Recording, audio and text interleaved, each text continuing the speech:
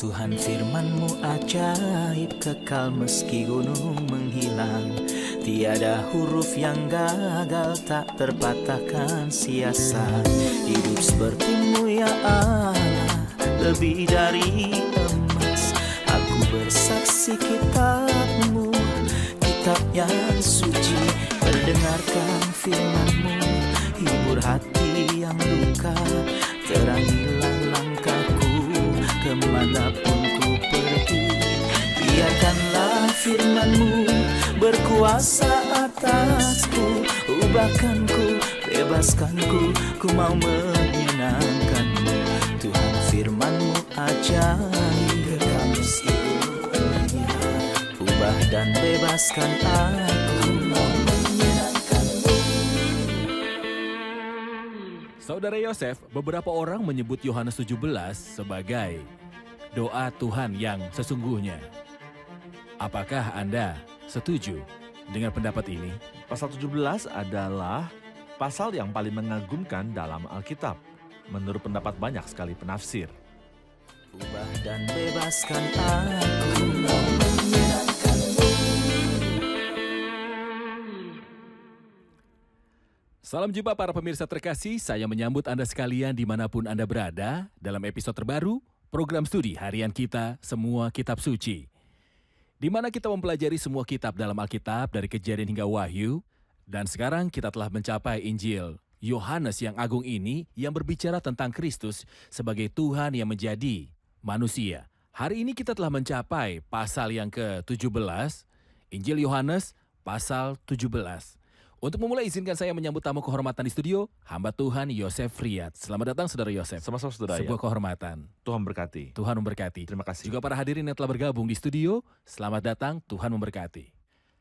Saudara Yosef, setiap hari Senin kita biasa membaca beberapa pesan yang kami terima dari pemirsa. Seorang penonton bernama Mena Samir berkata, terima kasih banyak atas program yang membuka mata saya akan firman Tuhan dan juga mengungkapkan keagungan kitab suci. Saya berdoa semoga Tuhan membantu Anda menyelesaikan pelayanan ini dan menggunakan Anda untuk menjadi berkat. Terima kasih Saudari Mena, doakan kami agar Tuhan membantu kami menyelesaikan pekerjaan ini. Seorang saudari bernama Angie Maurat berkata, program ini adalah harta karun bagi saya dan keluarga saya, terutama karena kami tinggal di negara Arab di mana tidak ada gereja. Tetapi program ini seperti makanan kita atau hampir satu-satunya makanan rohani. Dan itu adalah sumber dorongan terus-menerus. Tuhan memberkati Anda. Kami senang dengan pesan Anda, Saudari Angie, dan kami berdoa untuk Anda dan keluarga Anda. Dan untuk semua orang yang menonton program ini di mana saja, dan tidak memiliki kesempatan untuk menghadiri ibadah atau pergi ke gereja, semoga Tuhan menggunakan program ini untuk mendukung, mendorong, mencerahkan, dan menguatkan. Dan kami menyambut setiap pertanyaan, kami menyambut Anda dan pesan Anda kapan saja. Saudara Yosef, kita akan mulai mempelajari pasal 17. Bisakah Anda memberi kami gambaran umum tentang pasal 17 ini? Pasal 17 adalah pasal yang paling luar biasa dalam Alkitab. Menurut pendapat banyak sekali penafsir, karena pasal ini merupakan dialog percakapan antara anak dan bapa. Dan siapa kita sebagai manusia yang berhak mendengarkan percakapan yang terjadi antara anak dan bapa? Sungguh luar biasa bahwa kita tidak hanya mendengarkan percakapan antara putra dan bapa, tapi juga bahwa kita adalah topik pembicaraan antara bapa dan anak ini. Kita ingat bahwa mulai dari akhir pasal 13, Kristus mulai berbicara kepada murid-muridnya tentang bapa. Sekarang di pasal 17, dia berbicara kepada bapa tentang murid-muridnya. Kita juga ingat di pasal 13 bahwa Kristus membasuh kaki para murid. Matanya baginya adalah kemuliaan, terfokus pada kaki-kaki murid-muridnya yang kotor untuk membasuhnya. Di sini kita melihat bahwa Kristus berkata bahwa Kristus mengarahkan matanya ke surga. Memang ada perbedaan moral yang besar antara pandangannya pada kaki dan pandangannya kepada Bapa yang ada di surga, meskipun dia adalah pribadi yang sama. Dan dia memusatkan perhatian pada para murid ketika dia membasuh kaki mereka dan ketika dia melihat ke arah Bapa di surga untuk berbicara tentang mereka. Saya dapat berkata bahwa pasal hebat ini adalah percakapan panjang antara anak dan bapa. Menurut terjemahan bahasa Arab yang kita miliki dibagi menjadi 3 bagian. Bagian pertama dari ayat 1 sampai dengan 5, bagian kedua dari ayat 6 sampai 19, bagian ketiga dari ayat 20 sampai 26. Saya dapat mengatakan bahwa di bagian pertama Kristus berdoa untuk dirinya sendiri, yang adalah 5 ayat pertama. Dari ayat 6 sampai 19 yang merupakan bagian utama atau inti pembicaraan, dia sibuk berdoa dan berbicara tentang murid-muridnya dan para rasul. Dari ayat 20, dia memperluas doa tidak hanya untuk para rasul dan murid, tetapi untuk semua orang yang akan percaya kepadanya melalui berita mereka. Saya dapat mengatakan juga di bagian pertama, Kristus mengarahkan pembicaraannya kepada Bapa. Di bagian kedua, dia mengarahkan pembicaraannya kepada Bapa yang kudus. Dan bagian ketiga diarahkan kepada Bapa yang benar. Bagian pertama di mana pembicaraan diarahkan dari Putra kepada Bapa. Kita menemukan kata kemuliaan diulang 7 kali dalam 5 ayat ini dalam terjemahan bahasa Arab. Dan di bagian kedua dari 6-19 di mana pembicaraan diarahkan kepada Bapa yang kudus. Kata pemberi diulang dengan sinonim yang berbeda. 9 kali mengingat orang percaya adalah pemberian Bapa kepada anak. Kemudian kata utama di bagian terakhir dari ayat 20 sampai 26 di mana Kristus mengarahkan pembicaraannya kepada Bapa yang benar adalah kata kesatuan yang diulang sebanyak 5 kali. Pasal ini berisi kata-kata yang indah. Puji Tuhan. Memang seperti yang dikatakan, pasal ini adalah inti dari Alkitab. Benar. Kekudusan Alkitab. Tepat. Itu karena ini adalah percakapan yang mulia antara Putra dan Bapa. Tapi jika kita melihatnya sebagai sebuah permintaan atau secara metafora, izinkan saya menyebutnya sebagai doa. Mohon jelaskan tentang Kristus yang berdoa di seluruh Injil, pribadi pendoa. Dalam Mazmur 109 ada sebuah ayat tentang Kristus, itu hanya dapat ditetapkan padanya dan tidak pada yang lain. Kristus berkata dalam Mazmur 109, sebab mulut orang fasik dan mulut penipu ternganga terhadap aku, tetapi aku adalah pribadi Ini pendoa. nubuat tentang Tuhan. Sebuah nubuat tentang Tuhan. Ya, siapa yang bisa mengatakan aku ini pribadi pendoa? Daud bisa berkata, aku berdoa. Saya dan Anda bisa mengatakan kami berdoa. Tapi siapa yang bisa mengatakan akulah sang pendoa? Seolah-olah Kristus sendiri adalah sebuah doa. Itu sebabnya kita terlalu sering membaca tentang doa dalam kehidupan Kristus, terutama dalam Injil Lukas. Saya mengatakan Lukas karena Injil ini berbicara tentang Kristus sebagai manusia. Dan kesempurnaan seorang manusia adalah ketika dia mengandalkan Tuhan saat dia bersandar padanya. Seperti dalam Mazmur 16, jagalah aku ya Allah, sebab padamu aku berlindung saat senantiasa memandang kepada Tuhan. Karena ia berdiri sebelah kananku, aku tidak goyah. Jadi kita membaca di dalam Injil Lukas 14 kali tentang doa-doa Kristus. Tapi kita membaca 7 kali tentang Kristus berdoa. Saya di sini membedakan antara hal ini. Misalnya, di salib dia membacakan doa, Bapa ke dalam tanganmu aku serahkan nyawaku. Saya tidak menghitung ini di antara 7 kali dia berdoa, tapi di antara 14 doa. Dia berdoa 7 kali. Salah satu waktu yang terkenal adalah pada saat pembaptisannya. Dia berdoa seperti yang dikatakan Lukas 3 pada kita. Dia juga berdoa di Gunung Transfigurasi yang terjadi di hadapan murid-muridnya. Itulah yang kita dapatkan dari Lukas pasal 9. Di waktu lain tertulis dalam Lukas, dia menghabiskan sepanjang malam berdoa. Dan keesokan paginya, dia menunjuk 12 murid. Dan seterusnya di dalam Injil Lukas, kita menemukan Kristus sebagai seorang pendoa. 7 kali dia disebutkan bahwa ia berdoa. Bahwa dia menghabiskan sepanjang malam dalam doa. Ketika dia sendirian, dia sedang berdoa. Murid-muridnya meminta dia untuk mengajari mereka cara berdoa, dan dia mengajari mereka cara berdoa. Jadi dia adalah pendoa. Pribadi yang mengandalkan Bapa. Benar, Baik. benar. Saya hanya akan membaca 2 ayat pertama dari pasal ini, dan hampir seluruh episode akan membahas 2 ayat ini.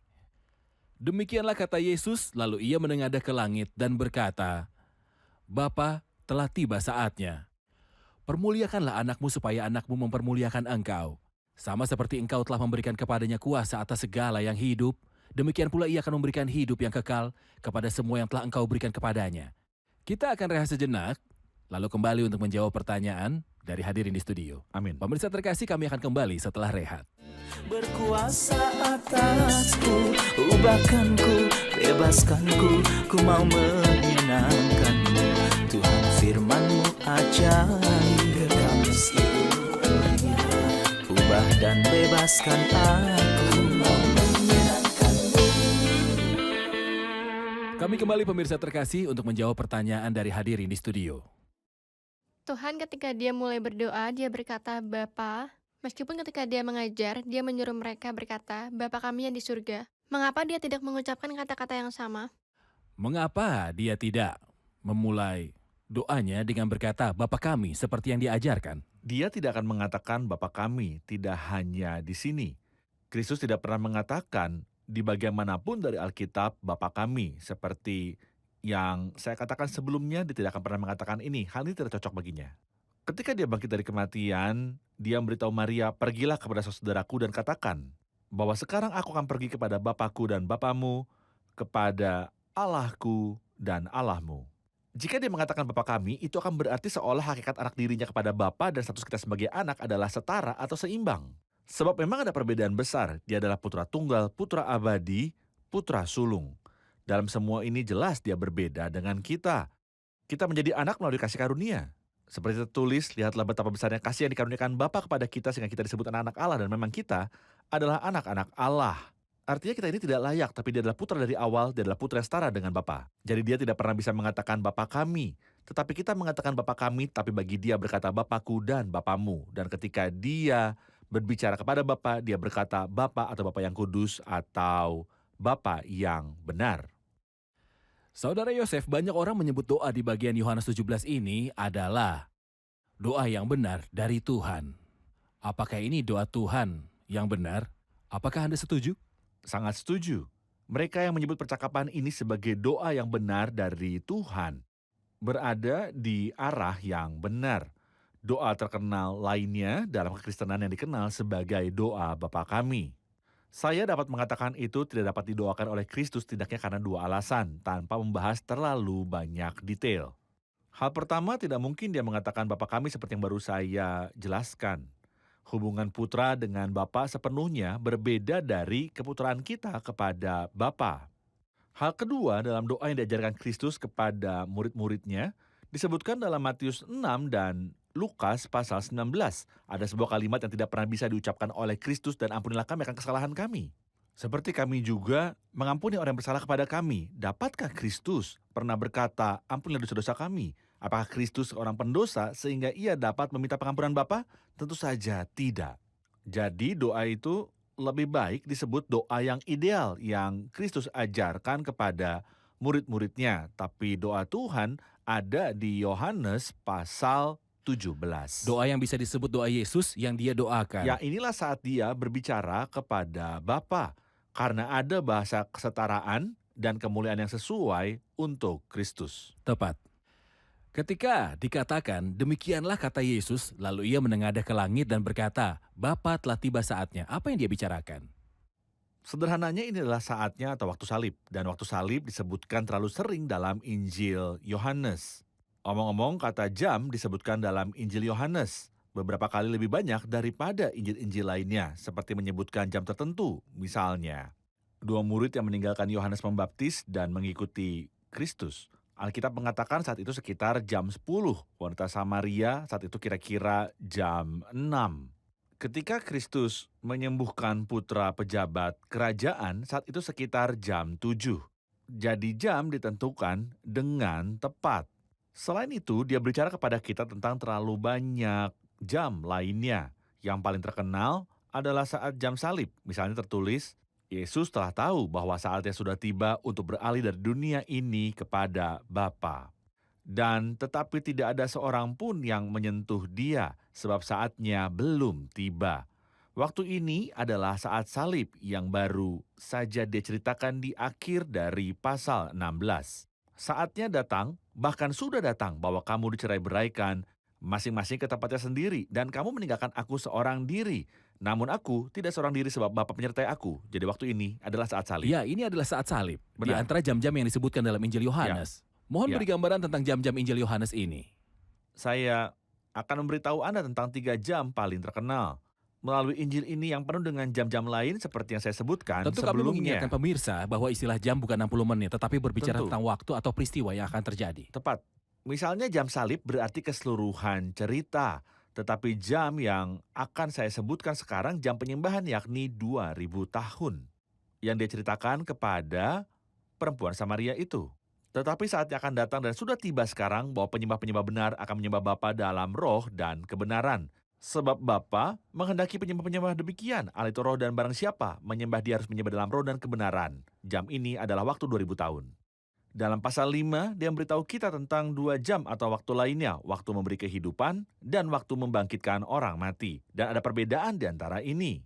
Memberi hidup adalah untuk orang mati, tetapi membangkitkan orang mati adalah untuk orang yang ditempatkan di kuburan. Dia berkata, aku berkata kepadamu sesungguhnya, saatnya akan tiba dan sudah tiba bahwa orang-orang mati akan mendengar suara anak Allah dan mereka yang mendengarnya akan hidup. Waktu ini juga adalah 2000 jam. Lanjutan dari 2000 tahun lalu. Jadi dimulai sejak Kristus datang dan berlanjut hingga kini, selama 2000 tahun sampai dia datang kembali untuk menjemput gereja. Saat ketika setiap orang yang mendengar suara anak Allah menerima hidup. Setelah itu dia berkata, sebab saatnya akan tiba bahwa semua orang yang di dalam kuburan akan mendengar suaranya. Dan mereka yang telah berbuat baik akan keluar dan bangkit untuk hidup yang kekal. Tetapi mereka yang telah berbuat jahat akan bangkit untuk dihukum. Beberapa orang tersandung salah paham soal 2 waktu ini. Mereka berpikir bahwa mereka adalah satu. Tapi tidak, waktu atau jam menyebutkan 2 ayat sebelumnya, yaitu ayat 25 adalah waktu memberi kehidupan yang itu berlangsung selama 2000 tahun. Dan waktu menyembah sebelumnya dalam pasal sebelumnya berlangsung selama 2000 tahun. Waktu membangkitkan orang mati ini hanya akan berlangsung selama 1000 tahun. Karena ketika kebangkitan pertama selesai, sisa orang mati tidak akan hidup sampai periode 1000 tahun berakhir. Jadi ada periode waktu 1000 tahun antara kebangkitan untuk hidup dan kebangkitan untuk penghakiman. Saudara Yosef, mari rehat sejenak dan kembali untuk menjawab pertanyaan hadirin. Pemirsa terkasih, kami akan kembali setelah rehat. Berkuasa atasku, ubahkanku, bebaskanku, ku mau menyenangkanmu. Tuhan firman-Mu ajaib, kami seluruhnya. Ubah dan bebaskan aku, mau menyenangkanmu. Kami kembali pemirsa terkasih untuk menjawab pertanyaan dari hadirin di studio. Ada pertanyaan? Silakan. Dalam pasal 17 ayat 1, demikian kata Yesus, lalu ia menengadah ke langit dan berkata, Bapa telah tiba saatnya. Permuliakanlah anakmu, supaya anakmu mempermuliakan engkau. Kemuliaan seperti apakah yang diminta oleh Kristus? Kemuliaan seperti apa yang Tuhan minta? Permuliakanlah anakmu supaya anakmu mempermuliakan engkau. Ya, ini berarti ada 2 hal yang berbeda. Permuliakanlah anakmu dan anakmu mempermuliakan engkau. Ungkapan permuliakan anakmu memberitahu kita bahwa waktu salib telah tiba. Dan pemuliaannya adalah dengan kebangkitan. Ini jelas dalam kitab Kisah Para Rasul pasal yang ketiga. Dalam Kisah Para Rasul 3 ayat 13, Rasul Petrus berkata, saat berbicara dengan orang Yahudi, Allah nenek moyang kita telah memuliakan hambanya, yaitu Yesus yang kamu serahkan, dan tolak di depan Pilatus, walaupun Pilatus berpendapat bahwa ia harus dilepaskan. Tetapi kamu telah menolak yang kudus dan benar serta menghendaki seorang pembunuh sebagai hadiahmu. Demikianlah ia, pemimpin kepada hidup telah kamu bunuh, tetapi Allah telah membangkitkan dia dari antara orang mati. Jadi, muliakanlah anakmu adalah dengan membangkitkan dia dari kematian. Ketika Kristus dibangkitkan dari kematian, Alkitab berkata, Kristus telah dibangkitkan dari antara orang mati oleh kemuliaan Bapa dan dia juga merupakan kemuliaan bagi anak. Seperti Kristus disalibkan dan orang-orang bercerita tentang dia. Kita menganggap dia dihukum oleh Tuhan, ditimpa olehnya dan menderita. Mereka menganggap digantung di kayu salib karena aib. Seperti penghakiman Tuhan. Seperti kutukan dari Tuhan. Karena jika dia benar-benar hamba Tuhan, Tuhan tidak akan meninggalkan dia seperti ini.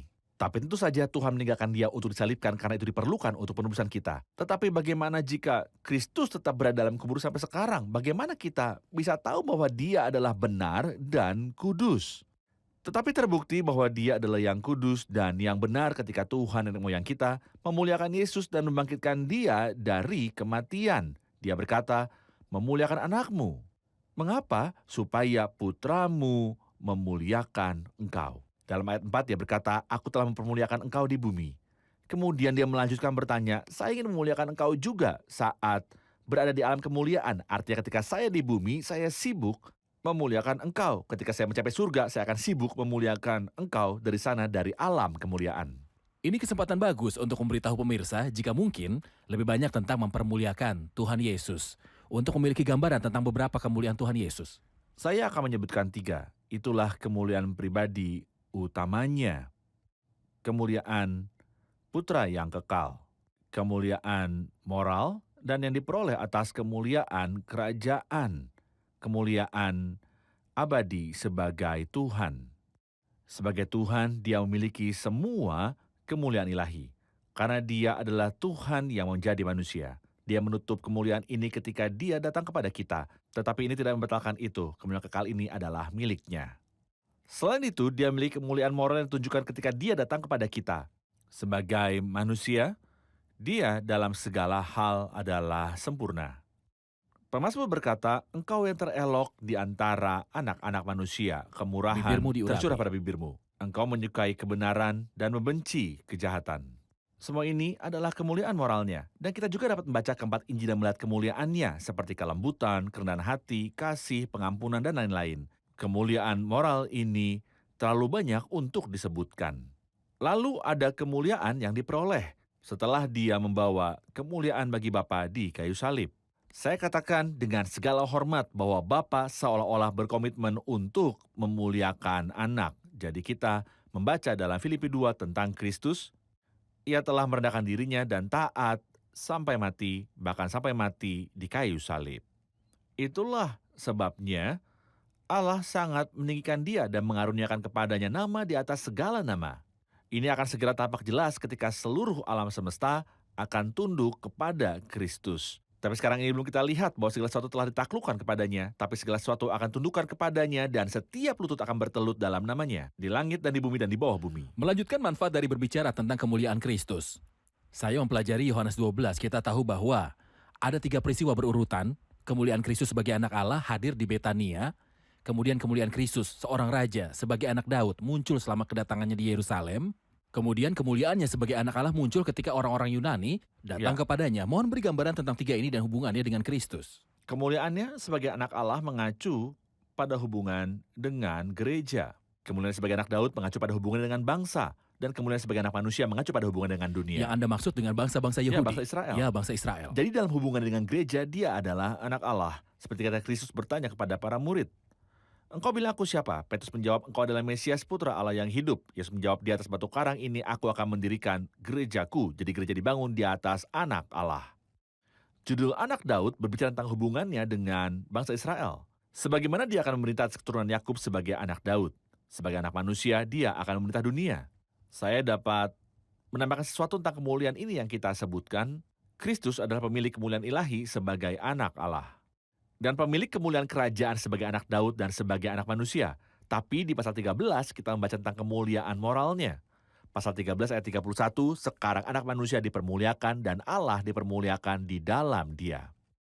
Ketika kita menjelaskan kalimat ini, anak manusia dimuliakan, hal ini mengacu pada kemuliaan moral ini. Ketika penyerahan yang sempurna, pengorbanan, altruisme, dan kelembutan muncul. Ketika dia, kemuliaan Tuhan menerima kematian di kayu salib. Mohon beri kami lebih banyak gagasan tentang doa agung ini dalam Yohanes pasal 17. Saya tahu Anda punya banyak gagasan bagus tentang hal ini. Kami setuju bahwa itu adalah doa Yesus jika kita menyebutnya doa, karena banyak orang lebih suka menyebutnya sebagai percakapan. Selain itu, beberapa orang menyebutnya sebagai doa syafaat. Tetapi saya katakan bahwa syafaat berhubungan dengan dosa. Jika kita berdosa, kita memiliki seseorang yang menjadi perantara bagi kita. Tapi di sini dalam pasal 17 tidak disebutkan sekali tentang dosa. Jadi ini bukan doa syafaat. Yang lain mengatakan tidak, itu bukan doa syafaat tetapi itu adalah doa imam. Memang keduanya dekat dengan artinya, tetapi tetap tidak sempurna. Karena doa imam Terkait kelemahan. berkaitan dengan kelemahan. Karena orang-orang lemah di bumi membutuhkan seorang imam. Itu sebabnya kita membutuhkan seorang imam yang membantu kita, mendukung kita dan membentengi mereka yang berada Dan dalam imam itu cobaan. adalah Kristus. Ya, Kristus. Tapi di sini kelemahan tidak disebutkan juga. Jadi pembicaraan di sini difokuskan bukan pada meminta untuk menghilangkan kelemahan, tapi dia meminta untuk menambahkan kebajikan. Itulah sebabnya ketika kita membaca konteks doa atau percakapan antara anak dan bapa ini, kita menemukan dia meminta hal-hal positif, bahwa putra meminta bapaknya yang benar demi gerejanya di bumi ini. Dia tidak meminta untuk menghapus kelemahan, dosa, dan pelanggaran dari mereka. tetapi untuk menganugerahkan mereka secara berlimpah dengan kudusan, kesatuan, kemuliaan, dan sebagainya. Baik, izinkan saya menjumpai kaum muda untuk meninjau episode ini. Kita tahu di episode ini bahwa Kristus adalah manusia doa. Di seluruh Injil dia berdoa. Dan di sini Injil Yohanes ada percakapan antara Tuhan dan Bapa. Mohon seseorang beritahu kami tentang doa Kristus di dalam Injil dan perbedaannya dengan yang di Yohanes 17. Dalam Mazmur 109 tertulis, sedang aku mendoakan mereka. Kita melihat bahwa ini tidak dapat diterapkan kecuali kepada Kristus sendiri. Itu sebabnya dalam Injil Lukas yang berbicara tentang Kristus sebagai manusia, disebutkan bahwa ia berdoa 7 kali. Misalnya seperti ini. Doanya selama pembaptisan dalam Lukas 3, doanya di Gunung Transfigurasi di dalam Lukas 9. Tetapi doa di sini di dalam Yohanes 17 bisa disebut percakapan kemuliaan antara Putra dan Bapa. Tepat. Oke, Tuhan Yesus berkata saatnya telah tiba. Saat atau jam apakah ini? Jam ini tidak berarti jam literal 60 menit, tetapi sebuah peristiwa. Itu berarti tepatnya jam salib. Tepatnya jam salib. Benar. Injil Yohanes mengacu pada banyak jam. Bisakah seseorang memberitahu kita gambaran tentang jam-jam yang ada dalam Injil Yohanes? Ada terlalu banyak jam saat disebutkan. 3 jam yang paling terkenal adalah jam penyembahan yang diceritakan Tuhan kepada wanita Samaria. Dalam pasal 4 ayat 23, jam kedua adalah jam memberi hidup, artinya memberi hidup kepada yang binasa. Dan di pasal 5 ayat 25, jam ketiga adalah membangkitkan orang mati. Dan inilah saatnya Tuhan akan datang untuk mengambil orang-orang yang beriman. Dalam pasal 5 ayat 28 itu akan berlangsung selama 1000 tahun. Terima kasih, Tuhan memberkati Anda. Kita akan lanjutkan pembicaraan kita pada episode selanjutnya. Terima kasih Saudara Yosef, Tuhan berkati Anda. Kami senang belajar bersama dengan Anda. Tuhan berkati Anda. Pertanyaan episode hari ini, apakah perbedaan kemuliaan Tuhan Yesus Kristus yang disebutkan dalam episode hari ini? Apakah perbedaan kemuliaan Tuhan Yesus Kristus yang disebutkan dalam episode hari ini? Pemirsa terkasih, sampai jumpa di episode selanjutnya. Tuhan menyertai. Mereka yang berkata, tunjukkan di mana di dalam Alkitab Kristus telah mengatakan bahwa dia adalah Tuhan. Banyak pernyataan dia menyatakan bahwa dia adalah Tuhan. Saya ragu bahwa dia yang mengatakan itu tulus, karena jika dia tulus, dia akan tahu. Dan saya berharap siapa yang tidak tulus dan mengklaim ini, Tuhan memberikan pada dia rahmat ketulusan. Bukan untuk apapun kecuali untuk keselamatan jiwanya dan kehidupan kekalnya. Tuhan firman-Mu ajaib, kekal meski gunung menghilang. Tiada huruf yang gagal, tak terpatahkan sia-sia. Hidup seperti-Mu ya Allah, lebih dari emas. Aku bersaksi kitab-Mu, kitab yang suci. Mendengarkan firman-Mu, hibur hati yang luka. Terangilah langkahku, kemanapun ku pergi. Biarkanlah firman-Mu berkuasa atasku. Ubahkanku, bebaskanku, ku mau menyenangkan-Mu. Tuhan firman-Mu ajaib, kekal meski gunung. Ubah dan bebaskan aku.